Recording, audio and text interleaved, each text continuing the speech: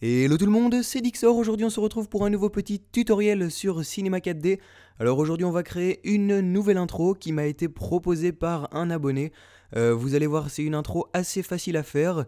Donc si vous êtes débutant, eh bien c'est assez cool. Mais si vous êtes déjà assez confirmé, eh bien ça peut toujours être sympathique d'apprendre des nouvelles choses, même si elles ne sont pas très complexes. Allez, let's go, c'est parti, je vous montre tout de suite le rendu final.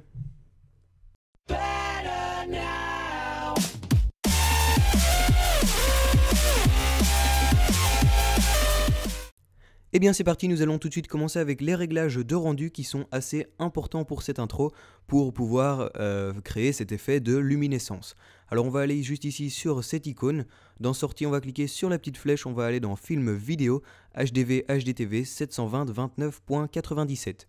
Alors ici dans images, à la place de images courantes, on va mettre toutes les images. Ici dans enregistrer, vous allez cliquer sur les trois petits points et vous allez mettre là où vous voulez enregistrer l'intro. Pour ma part, je vais la mettre sur le bureau et je vais mettre intro tuto. Voilà, enregistré. Ensuite ici dans format, vous allez mettre film AVI ou QuickTime, c'est vous qui choisissez. Ensuite ici dans multipass, vous ne touchez à rien. Anti-aliasing, géométrie, vous allez mettre au mieux. Niveau minimum 1x1, niveau maximum 2x2. Ensuite, dans Options, vous ne touchez à rien. Et la dernière petite chose que l'on va devoir faire, c'est mettre des effets. Donc on va juste ici sur Effets. Et on va aller premièrement sur Illumination globale et ensuite sur Occlusion ambiante. Alors pour réduire le temps de rendu de cette intro qui est quand même assez long, je vous conseille d'aller ici sur Illumination globale. Et dans Échantillonnage, à la place de moyen, ici vous allez mettre bas. Ensuite dans Cache d'irradiance, densité des enregistrements, vous allez mettre aperçu. Et adoucissement, vous allez mettre minimum. Donc ça va vraiment permettre de réduire le temps de rendu et c'est assez intéressant. Si vous voulez, vous pouvez aussi décocher la case occlusion ambiante. Ceci affectera un peu la qualité de l'intro, même si elle restera encore tout à fait convenable et assez jolie. Cependant, ça réduira la taille de rendu, donc ça c'est à vous de choisir. Et voilà, ça c'est pour les réglages de rendu. Maintenant que les réglages de rendu sont faits, nous allons créer deux cubes. Donc on va aller juste ici, on va cliquer une fois et une deuxième fois pour créer un deuxième cube. On a donc nos deux cubes qui sont exactement au même endroit. Et on va tout simplement aller ici sur ce petit icône et aller dans réseau d'atomes. Ensuite on va sélectionner un des deux cubes et le faire glisser dans réseau d'atomes. Ensuite en ayant réseau d'atomes sélectionné, ici dans rayon des cylindres, à la place de 2, on va mettre 3. Et ici dans rayon des sphères, à la place de 5, on va mettre 3. Donc ce qui va permettre en fait de créer des véritables arêtes sur le cube, des arêtes qui sont beaucoup plus grosses que le cube normal.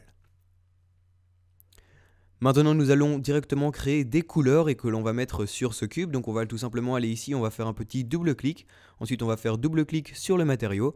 Alors ici dans couleur vous allez décocher la case, ensuite vous allez aller ici dans luminescence, vous allez cocher la case.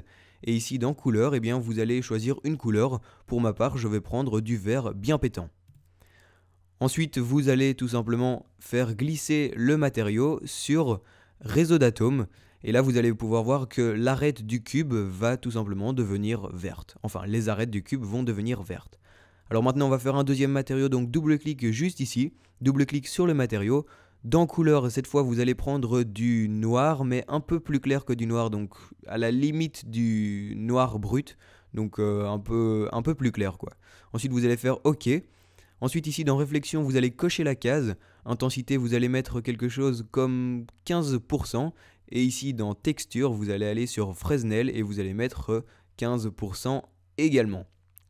Ensuite, vous allez faire glisser ce matériau noir sur le cube qui n'est pas dans réseau d'atomes. Et voilà, on a déjà un chouette petit cube avec des belles arêtes fluorescentes. Maintenant, pour se simplifier la vie, on va créer un objet neutre. Donc on va aller ici dans Créer objet neutre et on va faire glisser nos deux cubes et notre réseau d'atomes dans l'objet neutre. Ensuite, en ayant objet neutre sélectionné, on va aller ici dans Mot-graphe et dans Cloneur. Ensuite, on va faire glisser l'objet neutre dans Cloneur. Et là, vous pouvez voir que nos cubes vont se dupliquer, mais ils ne se dupliquent pas exactement comme on le veut. Donc, on va aller ici dans Cloneur. Et ici, dans Mode, à la place de linéaire, on va mettre répartition sur une grille. Alors là, comme vous pouvez le voir, les cubes sont beaucoup trop gros, ils se rentrent dedans. Donc, on va tout simplement sélectionner notre objet neutre. Et on va utiliser l'outil de mise à l'échelle pour réduire la taille des cubes. Donc vous réduisez la taille des cubes pour qu'ils ne se touchent plus et qu'il y ait un petit espace entre les cubes. Voilà, comme ça devrait être pas mal.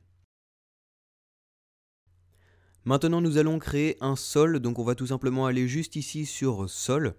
Ensuite on va faire clic droit sur notre sol, on va aller dans propriétés simulation et sur corps rigide. Alors là vous pouvez voir que tous nos cubes sont dans le sol, donc on va resélectionner l'outil de déplacement, on va sélectionner notre cloneur et on va tout simplement monter les cubes pour qu'ils ne soient plus dans le sol et on va en profiter pour les monter un peu plus haut car comme vous l'avez vu dans l'intro, les cubes tombent du ciel. Alors ensuite, ce qu'on va faire, c'est qu'on va faire en sorte que les cubes ne soient pas tous droits, carrés, bien à côté des autres. Donc pour ce faire, on va sélectionner cloneur. On va aller ici dans mot graphe, effecteur, randomisation. Ensuite, vous allez sélectionner effecteur randomisation et dans paramètres, ici, vous allez cocher la petite case rotation et vous allez faire tourner vos cubes n'importe comment. Donc ça, vous faites comme vous le sentez, on s'en fout, ça n'a aucune importance. Une fois que ceci est fait, on va tout simplement mettre une dynamique sur nos cubes pour qu'ils tombent sur le sol forcément. Donc on va aller ici sur cloneur, on va faire clic droit, propriété simulation, corps rigide. Alors maintenant si on fait un petit play, vous allez voir ce qui se passe. Les cubes tombent, cependant ils restent tous accrochés les uns aux autres. Pourquoi ?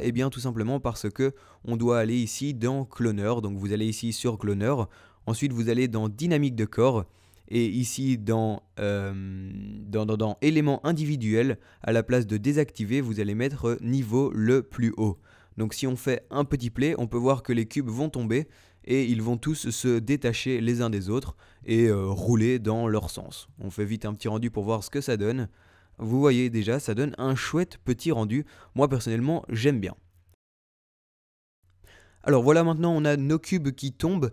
Personnellement je trouve que les miens je les ai fait un peu trop gros, donc je vais tout simplement sélectionner ici l'objet neutre et je vais sélectionner l'outil de mise à l'échelle et je vais réduire un peu la taille des cubes.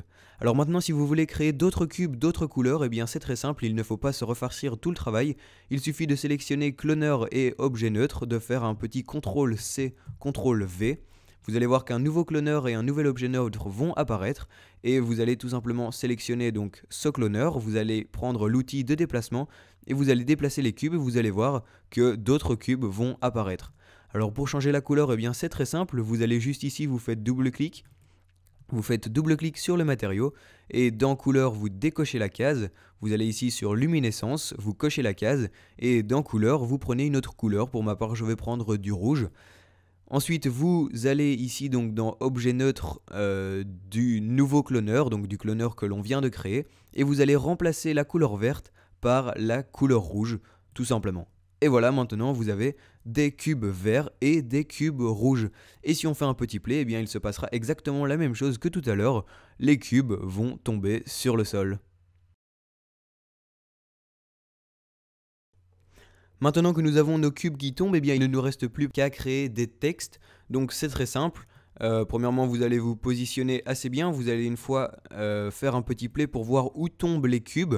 Voilà, donc on voit que les cubes tombent à peu près à cet endroit. Ensuite, vous allez donc vous remettre à 0. Vous allez ici dans mot graphe, mot texte.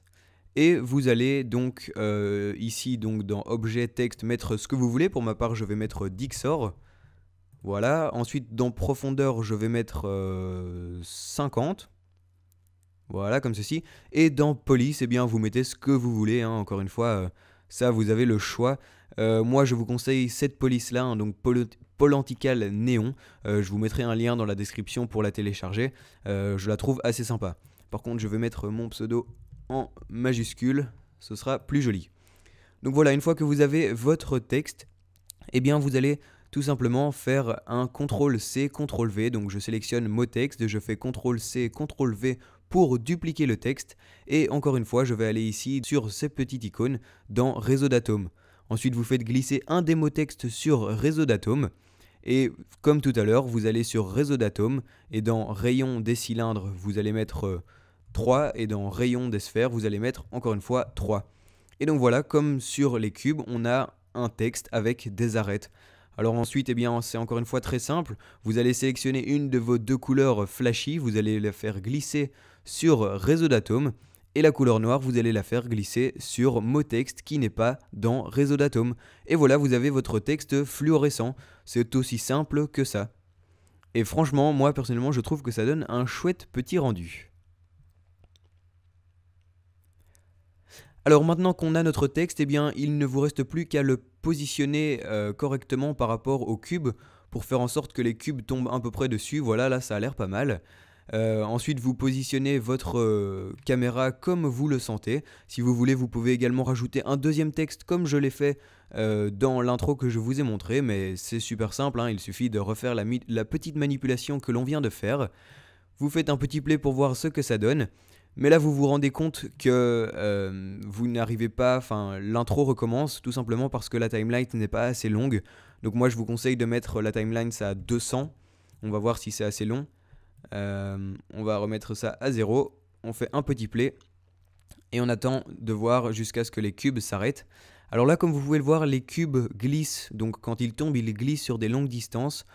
Pour éviter ça, eh bien, c'est très simple, vous allez tout simplement aller dans Cloneur, vous allez ensuite aller dans Dynamique de corps, vous allez descendre tout en bas et ici dans Friction, à la place de 30%, vous allez monter ça à quelque chose comme 100%.